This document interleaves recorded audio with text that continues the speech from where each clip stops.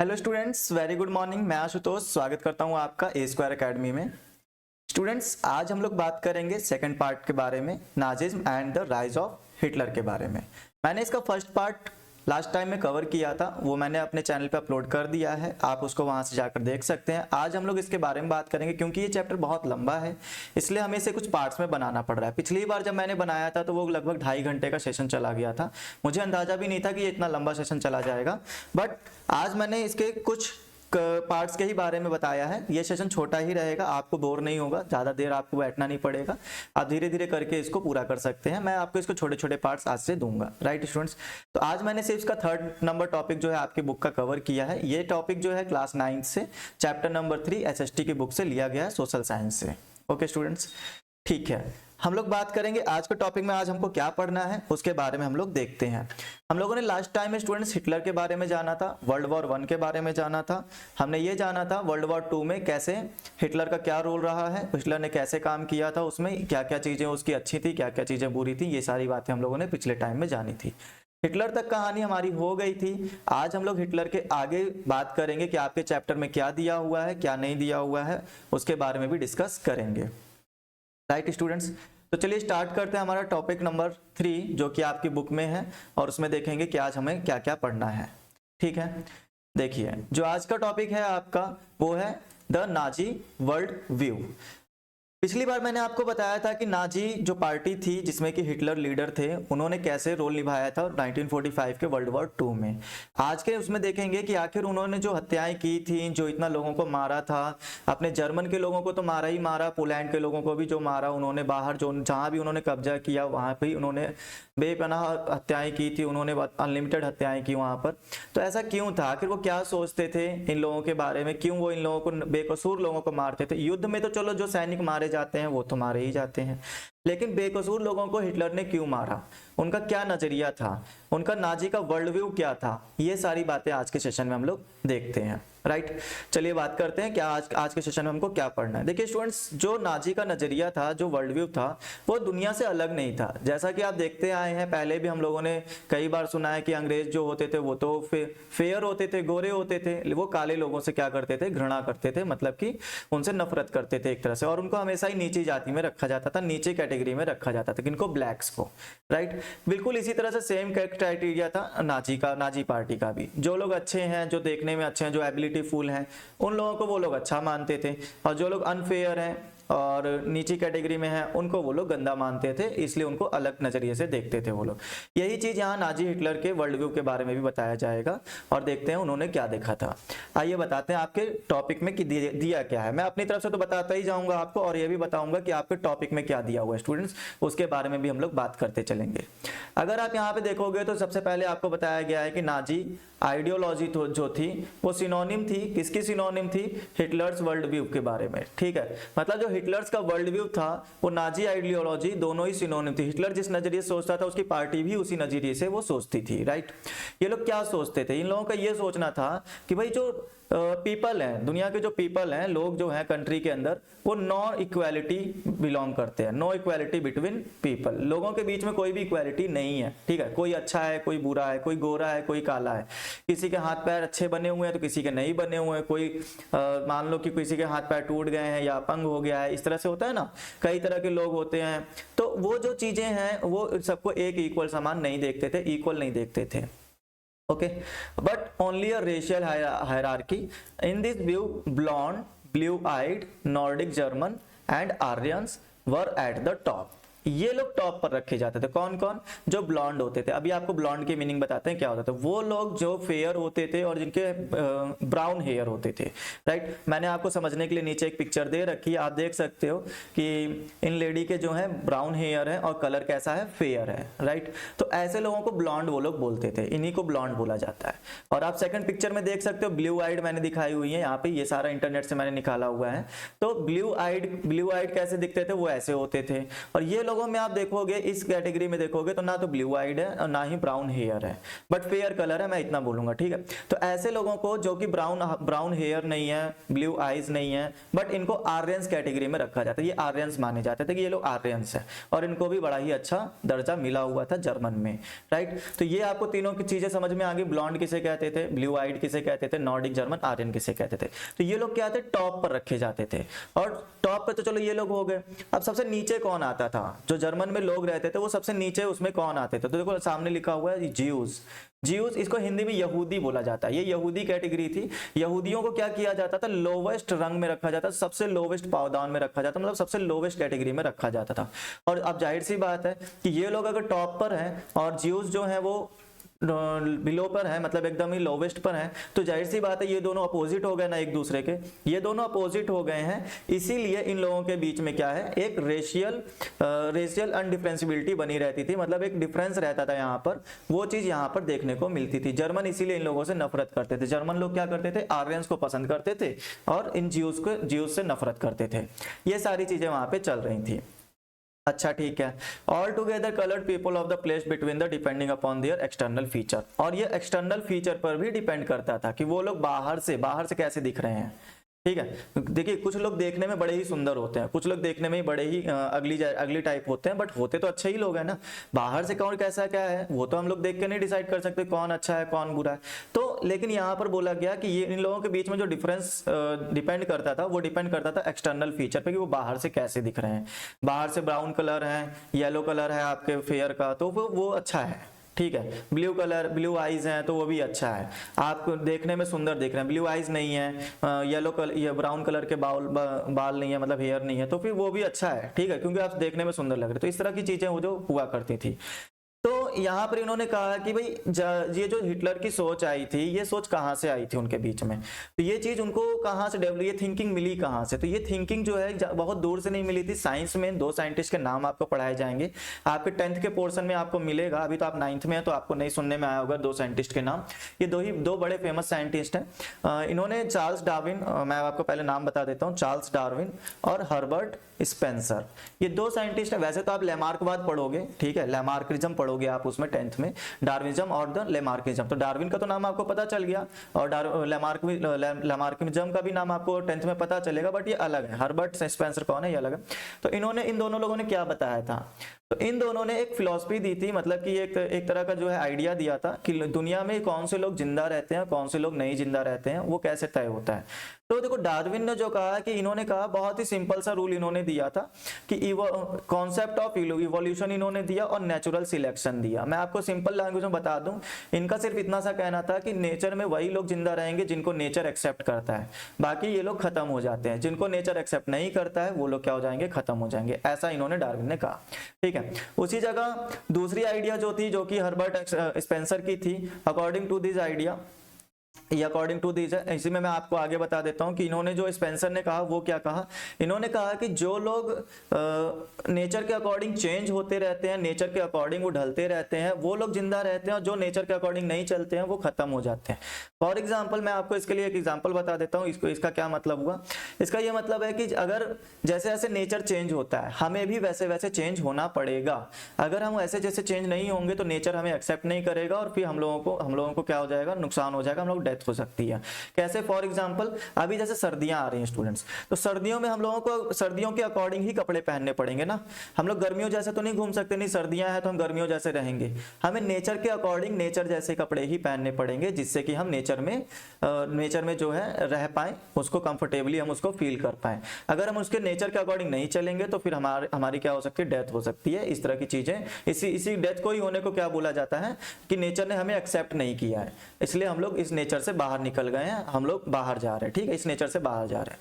तो ये जो चीजें हैं ये 2 साइंटिस्ट ने समझाएंगे। तो ज्यादातर इसमें ये साफ साफ लिखा हुआ है, आपकी थ्योरी में लिखा हुआ है, मैं आपको वो बता देता हूँ कि इसमें जो है जो जर्मन के नाजी पार्टी के हिटलर थे, उन्होंने कौन सी थ्योरी को अपनाया, तो उन्होंने जो है सिंपली डार्विन की थ्योरी को अपनाया था यहाँ पर।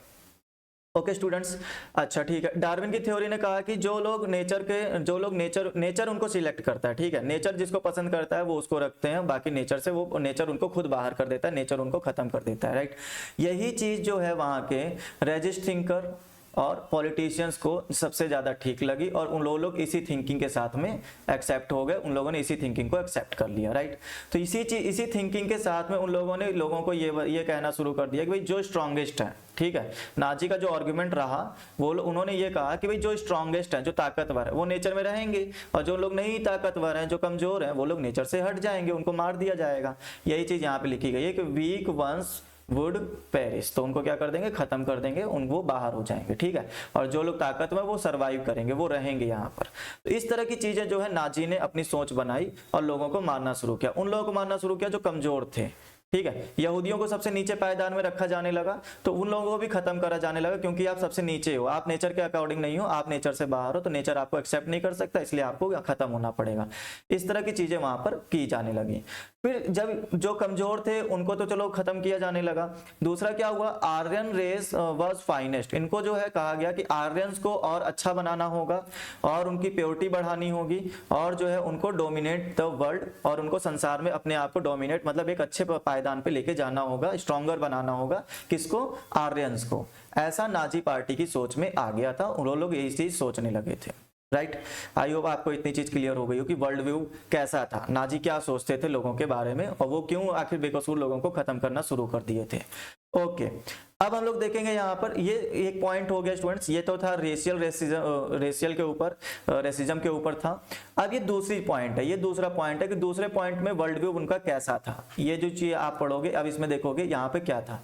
तो नाजी के जो लीडर थे, हिटलर थे, उनका ये भी मानना था कि हमें जो है वर्ल्ड में अपने प्रॉपर्टी का विस्तार करना चाहिए, बढ़ाना चाहिए, हमें अपनी ज़मीनें बढ़ाती रहनी चाहिए, अपने रिसोर्सेज बढ़ाते रहने चाहिए, ताकि हमारे पीपल्स जो है वो दूसरी जगह पे भी जाके रह सकें और उनको जो है फ्री फील हो, वो कहीं भी रहने में हेजिटेशन फील ना करें। इसलिए जो है ये युद्ध करके दूसरी जगहों को भी कब्जा करना चाहते थे, ठीक है। यही चीज वहां पर करने लगे ये लोग। इन्होंने कहा, ये ही बिलीव्ड, ही यहाँ पर कौन है, ये हिटलर के बारे में बोला जा रहा है, new territories had to be acquired for the settlement.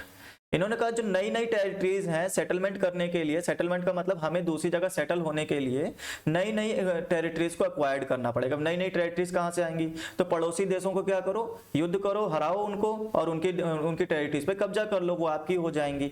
ये आइडियोलॉजी इनकी बन गई थी।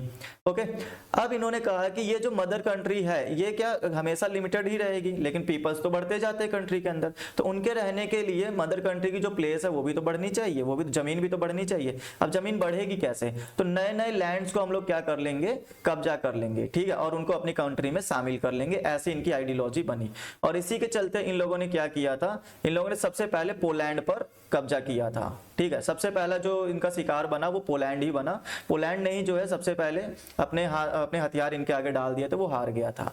अच्छा, आगे बात करते हैं और इन्होंने क्या किया था, चलिए देखिए। फिर यहाँ पर इन्होंने ये बताया कि it would also enhance the material resources power of the German nation. ये क्या इनहेंस करना चाहते थे, क्या बढ़ाना चाहते थे, इनहेंस करना चाहते थे मटेरियल रिसोर्सेज, जो कि मैंने आपको पहले ही बताया कि जमीन तो बढ़ानी है, रिसोर्सेज भी बढ़ाने हैं, राइट। जो रिसोर्सेज इन लोगों से छीन लिए गए थे वो तो वापस लाने ही लाने हैं, बल्कि जो दूसरों के हैं वो भी छीन के ले आओ अपनी कंट्री में। ऐसा हिटलर की आइडियोलॉजी में आ चुका था, तो इसीलिए इन लोगों ने जो है दूसरी कंट्रीज पर कब्जा करना शुरू कर दिया। Okay, Poland become the laboratory for this experiment, और जो सबसे पहला एक्सपेरिमेंट किया गया वो पोलैंड पर ही किया गया। पहला जो इन्होंने कब्जा किया वो इसी पोलैंड पर आकर किया। आई होप आपको इतनी थ्योरी क्लियर। आगे चले, आगे हमारे पास 3.1 पॉइंट दिया गया हुआ, इसमें हेडिंग दी आपको जो दी गई है वो दी गई establishment of the racial state. आखिर रेशियल स्टेट जो इन लोगों को बनाना था, जो ये लोग खत्म करते जा रहे थे, जो मतलब ब्लैक्स हैं, जिप्सीज हैं, इन सबको खत्म करते जा रहे थे और जो खाली ज्यूज को भी खत्म कर रहे थे, तो ये जो बचे हुए जो नीचे पायदान के लोग थे इनको खत्म कर दिया। ऊंची कैटेगरी के जो लोग बचे थे टॉप्स में, जो ब्लॉन्ड, ब्लू आइज और जो अभी मैंने आपको एक और बताया था आर्यंस, तो ये लोग बचे थे, ये टॉप पर बचे थे, इनको बचाकर रखना था, बाकी नीचे जितनी कैटेगरी में आते थे उनको खत्म करना था। यही इनका रेशियल स्टेट बनाने का क्राइटेरिया था कि भाई जो रेशियल है, मतलब कि जो मैच नहीं कर रहे, फेयर नहीं है, उनको खत्म करो, वो जो है अगली दिख रहे हैं तो उनको खत्म करो, जो अनफिट है, और बाकी चीजों को क्या करो, एक्सेप्ट कर लो, जो अच्छे हैं उनको एक्सेप्ट कर लो, जो खराब है उनको जो है आप बाहर कर दो। अब यहाँ अच्छे और बुरे को कैसे बताया गया, अनडिजायरेबल और डिजायरेबल। जो डिजायरेबल है, कंट्री के लिए डिजायर करते हैं, तो उनको आप रख लो, ठीक है, उनको आप बचा दो, लेकिन जो अनडिजायर है कंट्री के लिए, उनको आप खत्म कर दो, मार डालो। ऐसा इन लोगों का आइडियोलॉजी थी। आइए बताते हैं इन्होंने क्या किया। तो Germans by the physical eliminating all those who seen the undesirable and extended empire in the empire. Okay, तो फिजिकली एलिमिनेट करने लगे ये लोग। फिजिकली मतलब, फिजिकल मतलब ऐसे हमारी बॉडी होती है, ठीक है, उस एलिमिनेट करना मतलब गायब। तो ये लोग क्या करने लगे, पूरी पूरी बॉडी गायब करने लगे। बॉडी गायब करने का मतलब है उनको कोई दूसरा तरीका नहीं दिया गया, उनको सीधा खत्म करने का तरीका दिया गया, ठीक है, कि खत्म कर दो, सीधा बॉडी एलिमिनेट कर दो। फिजिकली एलिमिनेट करने लगे ये लोग। और क्या करने लगे, Nazis wanted to only the society pure and healthy Nordic Aryans. Nazi क्या चाहते थे, नाजी चाहते थे ओनली अ सोसाइटी, सिर्फ एक ऐसी सोसाइटी बनाना चाहते थे जो कि प्योर और हेल्दी नॉर्डिक आयरन की बनी हो। मतलब उसमें सिर्फ और सिर्फ प्योर और हेल्दी आर्यंस ही रहने चाहिए और कोई नहीं रहेगा उसमें। इसका मतलब ये हुआ कि भाई आर्यंस अगर होते थे तो आर्यंस के क्या हाथ पैर नहीं टूटते थे, वो अनफिट नहीं होते थे क्या, तो होते होंगे। तो आर्यंस को भी खत्म करने का कुछ आइडियोलॉजी रहा होगा। ये मैंने अपनी तरफ से जोड़ा है, इसमें कहीं लिखा हुआ नहीं है, ये मेरी सोच है कि मैंने क्या बोला यहाँ पर। उन्होंने कहा प्योर और हेल्दी नॉर्डिक आर्यंस ही रहेंगे सिर्फ, ठीक। इसका मतलब जो आर्यंस जो लोग अनफिट रहे होंगे, वह ऐसे आर्यंस जो अनफिट रहे होंगे, उनको भी खत्म करने का इन लोगों ने जरूर क्राइटेरिया रखा होगा। ओके, अच्छा। और इन्होंने कहा जो डिजायरेबल है, ठीक है, देखो एक वर्ड यहाँ लिखा हुआ है डिजायरेबल और एक वर्ड यहाँ लिखा हुआ है अनडिजायरेबल। तो अनडिजायरेबल डिजायरेबल में बस यही फर्क है कि जो डिजायर करते हैं, जो अच्छे हैं उनको रखो, और जो अनडिजायर है उनको खत्म करो, ऐसा इन्होंने कहा। और इन्होंने ये भी कहा कि जो नॉर्डिक आर्यंस है, सिर्फ वही लोग क्या करेंगे, worthy and प्रॉस्पेरिंग and multiplying against all others. तो बाकी लोगों की कंपेयरिंग में सिर्फ नॉर्डिक आर्यंस ही अपने आप को मल्टीप्लाई कर सकते हैं। मल्टीप्लाई करने का मतलब है वो लोग अपने आप के वंशज को बढ़ा सकते हैं, ठीक है, अब वो अपने वंशज को बढ़ा सकते हैं, आगे वो लोग और ग्रोथ कर सकते हैं, और वो वर्थी हो सकते हैं, अमीर होने की हक उनको दिया गया है, ऐसा उन्होंने कहा, ठीक है। और जो अनडिजायरेबल है उनको ये सारे हक नहीं दिए गए थे, बल्कि यहाँ पर क्या हुआ कि जो Germans who were the scenes as the impure and the abnormal had the no right to exist. ये देखिए साफ साफ लिखा हुआ है एक लाइन में, मैंने इसीलिए इसको ब्लू कलर से मार्क कर रखा है क्योंकि इस लाइन में कुछ अच्छा लिखा हुआ है। आप देखो यहाँ क्या बोला गया, जो इम्प्योर है, जो एबनॉर्मल है, एबनॉर्मल का मतलब जो नॉर्मल इंसान नहीं है। नॉर्मल इंसान वैसे मान लो कि जैसे मान लो किसी का हाथ नहीं है, किसी का पैर नहीं है, तो वो एबनॉर्मल हो गया, ठीक है, वो फिजिकली फिट नहीं है। तो उन लोगों को right to exist, no right to exist, उनको हक नहीं है, एग्जिस्ट करने का हक नहीं, उनको रहने का हक नहीं है, ऐसा उन्होंने कहा, ठीक है। किसने, नाजी पार्टी के, हिटलर या फिर नाजी पार्टी ने ऐसा कहा कि उन्हें जो है ऐसा रहने का हक नहीं है दुनिया में, ठीक है। Under the euthanasia programme, euthanasia का मतलब होता है हत्या, ठीक है, हत्या करने वाला जो प्रोग्राम इनका चल रहा था, मार डालने वाला प्रोग्राम चल रहा था, उसमें इन लोगों को रखा जाने लगा। जैसे कि हेलमुथ के फादर जो थे वो भी इसी कैटेगरी में आते थे। उन्होंने भी, आपने शुरू में पढ़ा था ना कि हेलमुथ ने फादर जो नाजी की पार्टी से बिलोंग करते थे, उन्होंने खुद की आत्महत्या कर ली थी। अब आपको समझ में आएगा उनका हत्या करने का क्या कारण था। तो जो हेलमुथ फादर थे वो भी तो नाजी पार्टी के थे, तो वो लोग भी ना नाजी पार्टी के होने की वजह से इन छोटे कैटेगरी वाले लोगों को मार डाला करते थे। यूथनेशिया प्रोग्राम चला रहे थे और उन लोगों को मार डाला करते थे। क्यों? क्योंकि ये लोग नाजी थे और वो लोग क्या थे, ज्यूज थे या अदर कैटेगरी के थे। तो ऐसी चीजें यहाँ पर होने लगी। हेलमुथ के फादर भी इसी में शामिल थे, हत्याएं करने में शामिल थे। Okay, Nazi officials condemned the death many Germans. Many Germans देखिए लिखा हुआ है, मैनी जर्मन्स। जर्मन्स में तो सब आ जाते होंगे ना, आर्यंस भी आते होंगे, टॉप कैटेगरी, लोवेस्ट कैटेगरी सब आते होंगे, लेकिन टॉप कैटेगरी में उन लोगों को छोड़ दो जो प्योर और हेल्दी है, ठीक है। जो अनप्योर है, जो अनडिजायरेबल है, एबनॉर्मल है, उनको आप खत्म करो, ऐसा इन लोगों का आइडियोलॉजी में चल रहा था। ओके, यहाँ पे देखो एक बहुत ही अच्छी चीज लिखी है, यहां से आपको सारा क्लियर हो जाएगा। Considered mentally and physically unfit, जो मेंटली और जो फिजिकली अनफिट है उनको आप क्या करो, कंडेम टू द डेथ, उनको डेथ कंडेम करो, उनको डेथ दे दो, ठीक है, मौत दे दो उनको। जो क्या किनको मौत देनी है, जो फिजिकली अनफिट हैं और जो मेंटली अनफिट हैं। तो दो चीजें आपको, एक तो आप लोवेस्ट कैटेगरी के नहीं होने चाहिए, दूसरा आप मेंटली डिस्टर्ब नहीं होने चाहिए, तीसरा आप अनफिट नहीं होने चाहिए, फिजिकली अनफिट नहीं होने चाहिए। अगर आप इस कैटेगरी में हैं तो नाजी पार्टी की आइडियोलॉजी ये है कि आपको इस दुनिया में रहने का हक नहीं है, आपको खत्म हो जाना चाहिए। ऐसी आइडियोलॉजी के साथ में ये लोग चल रहे थे। इसी तरह से इन्होंने अच्छे लोगों को रखा, बुरे लोगों को, बुरे लोग तो नहीं कहेंगे लेकिन जो रेशियल बिलोंग नहीं करते थे उनको हटा दिया, इसीलिए यहाँ लिखा गया रेशियल स्टेट इन लोगों ने बनाया। ओके, आई होप ये चीज आपको समझ में आई हो। अब मैं आपको बताता हूं कि यहाँ पे सबसे बुरा हाल किसका था। तो यहाँ पे आप अगली लाइन देखेंगे अगले पैराग्राफ की, तो आपको साफ साफ पहली लाइन में लिखा गया है कि Jews were not only the community classified the undesirable. जो ज्यूज थे सिर्फ उन्हें ही अनडिजायरेबल नहीं बोला गया, बल्कि आप ऐसे समझोगे भाई जैसे यहाँ पर एक टॉप कैटेगरी होती है, टॉप पे जो बैठे हुए हैं, और नीचे जो आती है वो सबसे आती है लोवेस्ट कैटेगरी। ओके, ये लोवेस्ट कैटेगरी, भाई बीच में भी तो बहुत सारे कैटेगरी के लोग रहे होंगे। ठीक है, आपको मैंने शुरू में पढ़ाया था 52 कम्युनिटीज ऐसी थी जिनकी हत्याएं इन लोगों ने की थी। नाजी पार्टी हिटलर ने 52 कम्युनिटी की हत्याएं की थी, और सबसे ज्यादा हत्या किसमें हुई थी? वो हुई थी ज्यूज की, यहूदियों की।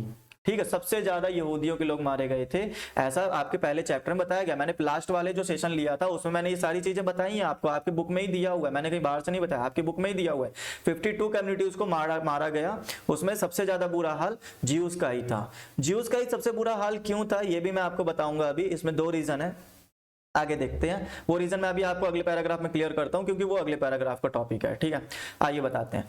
मैनी जिप्सीज एंड ब्लैक्स, ये देखिए लिखा हुआ है। तो बहुत सारे जो जिप्सी कैटेगरी के लोग थे और जो ब्लैक थे, काले थे, उन लोगों को भी क्या कर दिया गया?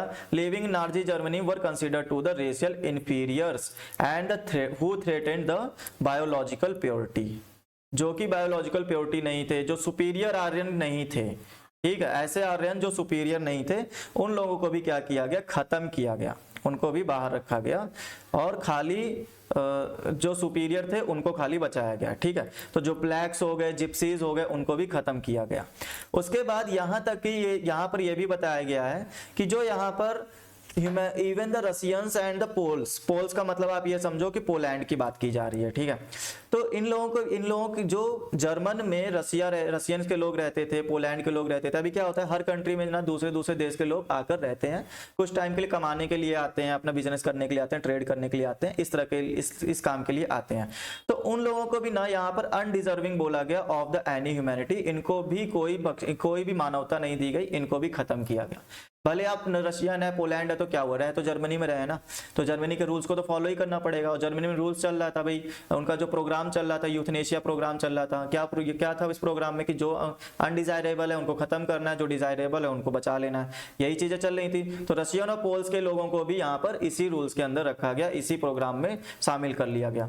When the Germany occupied Poland and parts of the Russia, captured civilians for the force to the work slave labour. आपको इस लाइन में कुछ समझ में आया? इन्होंने कहा कि जब जर्मनी और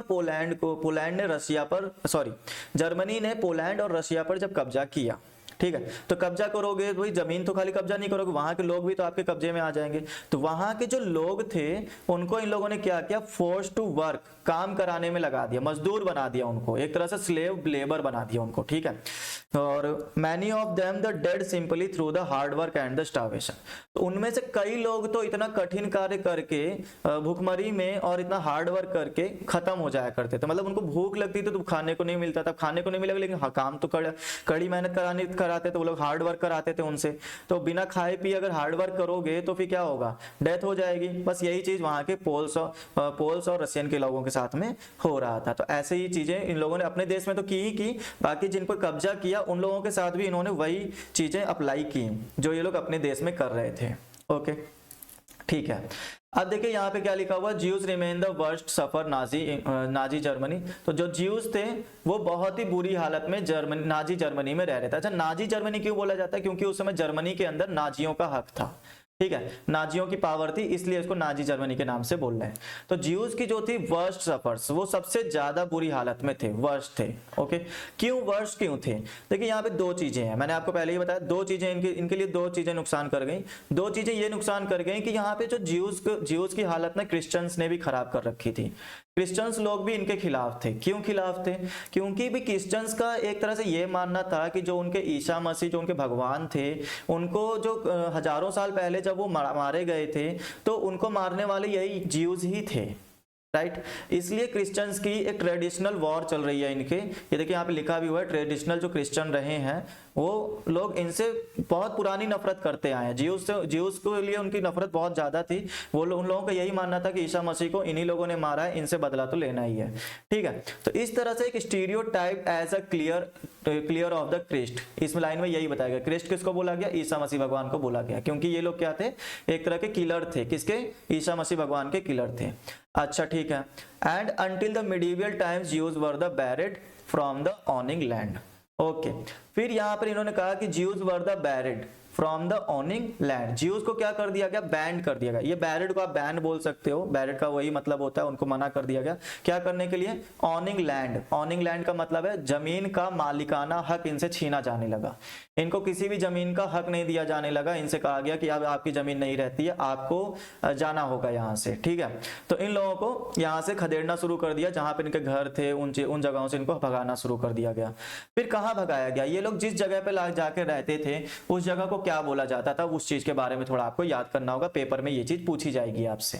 पहले मैं आपको ये बता देता हूं कि ज्यूज आखिर अपना सर्वाइवल कैसे करते थे। तो वो सर्वाइव करते थे अपना मनी लैंडिंग और ट्रेडिंग के जरिए। देखिए एक चीज स्टूडेंट्स और ध्यान रखिएगा, ये जो ज्यूज थे ना, जब तक नाजी जर्मनी नहीं आए थे, हिटलर नहीं आए थे, तब तक ज्यूज की हालत बहुत अच्छी थी। ये लोग एक अच्छी कैटेगरी में अमीर लोग हुआ करते थे।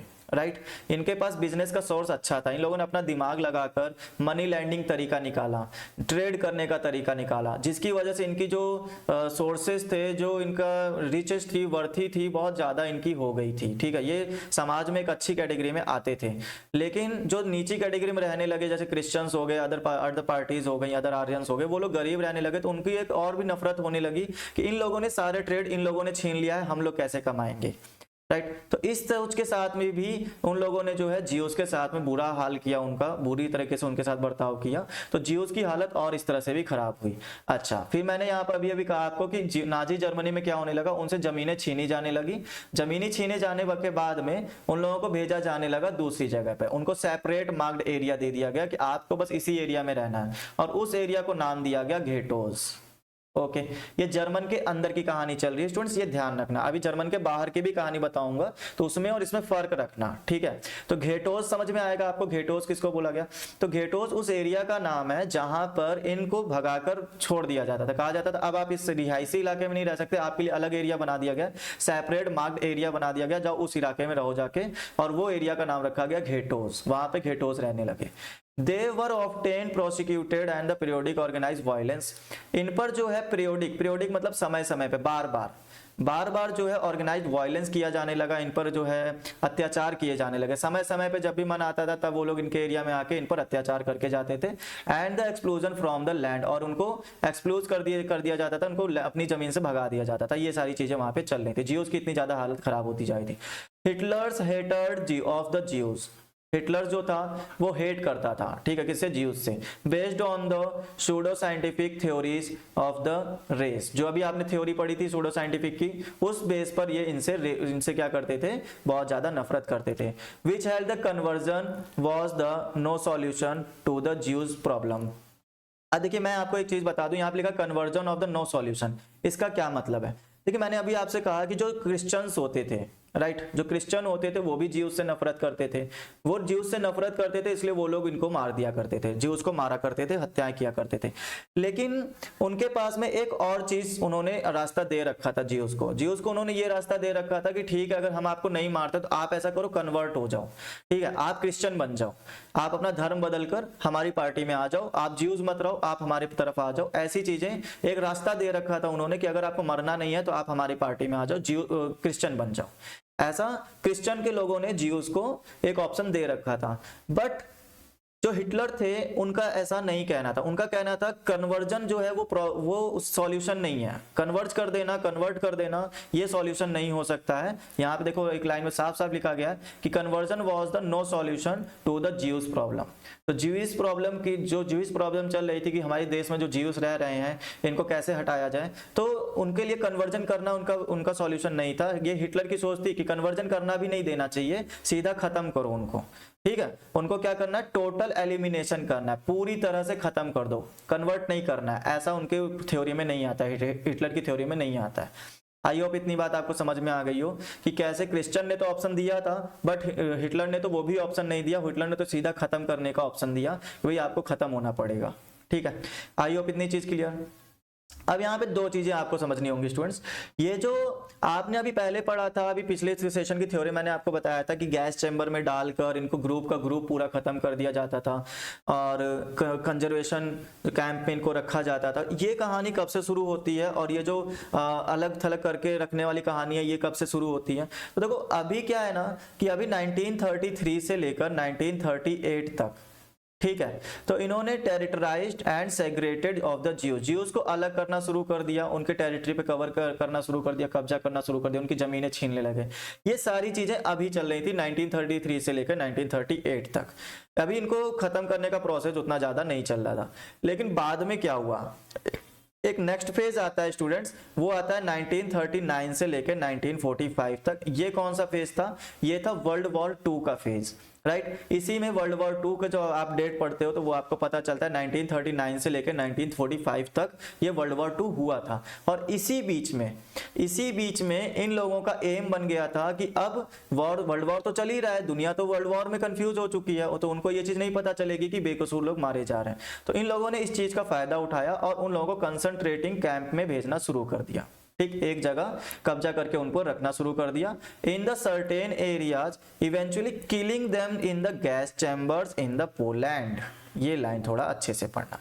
तो कहने का मेरा सिर्फ इतना सा मतलब है स्टूडेंट्स, आप इस चीज को ध्यान रखो, 1933 से लेकर 1938 के बीच में इतना ज्यादा हत्याएं नहीं होती थी, ठीक है। उनको सिर्फ उनकी जमीन से बाहर भगाया जाता था और उनको अपने एरिया में नहीं रहने दिया जाता था, ऐसा किया जाता था। लेकिन 1939 से लेकर 1945 के बीच में इनकी हत्याएं भी शुरू की गई। और हत्याएं शुरू करने का क्या मतलब बनता है, उनको कंसंट्रेटिंग कैंप में भेजो पहले, फिर वहां से ग्रुप का ग्रुप निकालो और गैस चैम्बर में भेज दो। ऐसी चीजें वहां पर होने लगी। आई होप आपको ये चीज क्लियर हो।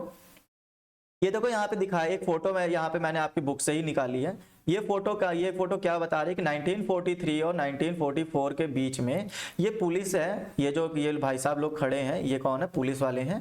तो ये लोग क्या कर रहे हैं, एक एरिया से लोगों को ग्रुप का ग्रुप निकाल कर ले जा रहे हैं। ग्रुप का ग्रुप निकाल के कहाँ ले जा रहे हैं? ऑस्टविज में ले जा रहे हैं। ये ऑस्टविज कौन सी जगह है? मैंने आपको सेशन के पिछले वाला जो सेशन किया था उसमें फर्स्ट टॉपिक में यही बताया था कि ऑस्टविज भेज दिया जाता था। ऑस्टविज वो जगह थी जहां पर कंसंट्रेशन कैंप बनाए गए थे। इनको कंसंट्रेशन कैंप में ले जाने के लिए ऐसे ग्रुप का ग्रुप तैयार किया जा रहा है और एक साथ इनको कंसंट्रेशन कैंप में भेज दिया जाएगा, राइट। इस फोटो में यही चीज दिखाई जा रही है आपको। आई होप आपको ये चीज क्लियर समझ में आई हो। आगे चलेंगे और समझेंगे अब 3.2 आपके जो थर्ड पॉइंट चल रहा है उसका ये लास्ट टॉपिक है। आइए बताते हैं रेशियल यूटोपिया में क्या हुआ। रेशियल यूटोपिया जस्ट एक टॉपिक नेम है, ये किसी जगह का नाम नहीं है, ये जस्ट एक प्रोसेस या प्रोग्राम आप समझ सकते हैं। ओके, क्या पढ़ना है इसमें? आपको इसमें यह पढ़ना है जब आपने देखा 1939 से लेकर 1945 तक दो काम चल रहे थे, हिटलर के द्वारा दो काम चल रहे थे। एक तो बेकसूरों की हत्या चल रही थी, ठीक है, जो अनडिजायरेबल लोग थे उनको मारा जा रहा था, पकड़ पकड़ के उनको ग्रुप वाइज मारा जा रहा था। दूसरा वर्ल्ड वॉर भी शुरू था। तो वर्ल्ड वॉर और जीनोसाइड दो चीजें थी। यहाँ पर आप देखोगे यहाँ पे साफ साफ दिया गया है कि genocide and world war, genocide and world war become two sides of the same coin, एक सिक्के के दो पहलू। क्या क्या? एक तो जीनोसाइड। जीनोसाइड अगर आपको ना मालूम हो तो मैं बता दूं, इसको कहते हैं हिंदी में नरसंहार कहते हैं। नरसंहार का मतलब है जब लोगों की अनलिमिटेड हत्या की जाए, ठीक है, जो मानव है मानवों की हत्या कर दी जाए तो उसे जीनोसाइड कहा जाता है। और वॉर चल रही थी, वॉर तो आप जानते ही हो, ठीक है, पोलैंड रशिया ये सब लोगों के बीच में वॉर चली रही थी। वर्ल्ड वॉर 2 मैंने आपको पहले ही सेशन में बता दिया है, इसके ऊपर मैं टाइम वेस्ट नहीं करूंगा। आइए बताते हैं आगे क्या था। तो भाई जो आप इस चीज को ऐसे समझो, जो ऑक्यूपाइड पोलैंड था, जो जर्मनी जो पोलैंड पे ऑक्यूपाई कर लिया था उसको डिवाइड कर दिया। डिवाइड करने का मतलब है, डिवाइड ऐसे समझ लो कि उसको दो भाग में डिवाइड किया गया। क्या क्या डिवाइड किया गया? देखो, वेस्टर्न नॉर्थ वेस्टर्न पोलैंड जो कि एनेक्स्ड बाय द जर्मनी। आप ऐसे समझो, देखो ये जर्मनी है मान लो, ठीक है स्टूडेंट्स, ये जर्मनी है और जर्मनी के इधर साइड में क्या पड़ता है? पोलैंड पड़ता है। ये जर्मनी हो गया और ये पोलैंड हो गया। ओके, पोलैंड के 4 हिस्से कर लो जैसा कि आप स्टडी करने के लिए करते हो। ऊपर क्या होता है? नॉर्थ होता है, इधर क्या होता है? ईस्ट होता है, और इधर वेस्ट होता है, इधर साउथ होता है। ये चीज क्लियर है। आप इधर देखो, अगर जर्मनी वाले कब्जा करेंगे तो वो लोग इधर ही तो कब्जा करेंगे सबसे पहले, इन्हीं की तो बाउंड्री अटैच हो रही है। तो नॉर्थ वेस्टर्न, इसीलिए यहाँ पे नॉर्थ वेस्टर्न वर्ड बोला गया है। ओके। तो नॉर्थ वेस्टर्न एरिया में जब इन लोगों ने कब्जा कर लिया तो वहां पर कब्जा करने के बाद में इन्होंने क्या किया, तो इन्होंने उन लोगों को भगाया, ठीक है, जहां पोल्स थे उनको फोर्स किया जाने लगा। क्या फोर्स किया गया, लीव कर दो भाई, छोड़ दो इस जगह को, अब हमने कब्जा कर लिया है, आपको यहाँ से चले जाना चाहिए, ये जमीन जो है अब हमारे कब्जे में आ चुकी है, आपको यहाँ चले जाना चाहिए। तो पोलैंड के जो इस जगह पे लोग रहते थे, इस जगह पे जो लोग रहते थे, उन लोगों को कब्जा करके भगाना शुरू कर दिया गया। उनके जो घर थे, homes and properties behind to be occupied by the ethnic Germans. और जो पोलैंड्स को भगाया गया था वो लोग, खाली लोग भाग के गए, अब अपने जो सामान लेके जाना होगा वो गए होंगे, बट उनकी जो जमीनें थी, उनकी जो प्रॉपर्टीज थी, उनको क्या कर लिया गया, ऑक्यूपाई किया गया, कब्जा किया गया। किसके द्वारा, जर्मन्स के द्वारा। जो जर्मनी के लोग थे, उन जर्मनी की जो पार्टीज थी उन्होंने कब्जा कर लिया उस पर, और from the occupied Europe. Poles were then the herded like cattle in the other part of the court। अब यहाँ ध्यान से देखो, लिखा हुआ कैटल, कैटल में एक तो वैसे तो ठीक है, कैटल तो मवेशियों को बोला जाता है, बट यहाँ पर आप देख सकते हो कि उनको झुंड का झुंड, हर्डेड मतलब क्या हो गया, झुंड, जो जानवरों के झुंड जैसा उनको कहाँ भेज दिया गया, दूसरी जगह पे भेज दिया गया। और उस जगह को क्या बोला जाता था, जनरल गवर्नमेंट के नाम से उस जगह को जाना जाता था। ठीक, एक ऐसा डेस्टिनेशन जिसका नाम क्या है, डेस्टिनेशन जिसका नाम क्या है, जनरल गवर्नमेंट। उस जगह पर इन भगाए हुए पोल्स को, पोलैंड के लोगों को भेज दिया गया। अब मैं आपसे दो टॉपिक आपसे डिस्कस करूंगा, एक करूंगा घेटोस, दूसरा करूंगा जनरल गवर्नमेंट। आप ध्यान रखना, मैंने अभी आपको बताया कि घेटोस उन लोगों को बोला गया जो जर्मनी में जिन लोगों को भगाया गया, राइट। जर्मनी में जो लोवेस्ट कैटेगरी में आते थे उन लोगों को एक रिहायशी इलाके से भगाकर दूसरी जगह लोवेस्ट इलाके में भेज दिया गया, और उस लोवेस्ट इलाके को घेटोस बोला गया। ये जर्मनी के लोगों को भगाया गया था। स्टूडेंट्स, इस घेटोस में और इस जनरल गवर्नमेंट एरिया में फर्क रखना, ये दोनों ही एक एरिया नेम है, ठीक है, एक जगह का नेम है, घेटोस एंड जनरल गवर्नमेंट। तो जनरल गवर्नमेंट में उन लोगों को रखा गया जो पोलैंड से भगाए गए थे। इन चीजों को ध्यान रखना। ये जनरल गवर्नमेंट वो जगह होती है जहां पर अनडिजायरेबल एम्पायर होता है, जहां पर अनडिजायरेबल लोग रहते हैं, उन जगहों पर पोलैंड वासियों को भगाकर भेज दिया गया। आई होप आपको जनरल गवर्नमेंट और घेटोस में फर्क नजर आएगा, ठीक है। तो पोलैंड में जनरल गवर्नमेंट और दूसरा जर्मनी के अंदर जो था भगाए गए थे उनको घेटोस दिया गया। आई होप इतनी क्लियर। आगे देखते हैं, members of the police and the intelligentsia were the murdered. आप देखो यहाँ पे जो पोलैंड के मेंबर्स थे, ठीक है, जो अच्छी कैटेगरी में रहने वाले, जो वहाँ के नेता वेता रहे होंगे, मिनिस्टर्स रहे होंगे, जो इंटेलिजेंसिया का मतलब है जो बुद्धिमान लोग थे वहाँ के, उन लोगों को क्या किया गया, उन लोगों को भगाया नहीं गया बल्कि उनका सीधा मर्डर कर दिया गया, ठीक है। तो large number of the, in order to keep the entire people intellectual and the spiritual survive. इसमें आपको कुछ नहीं जानना।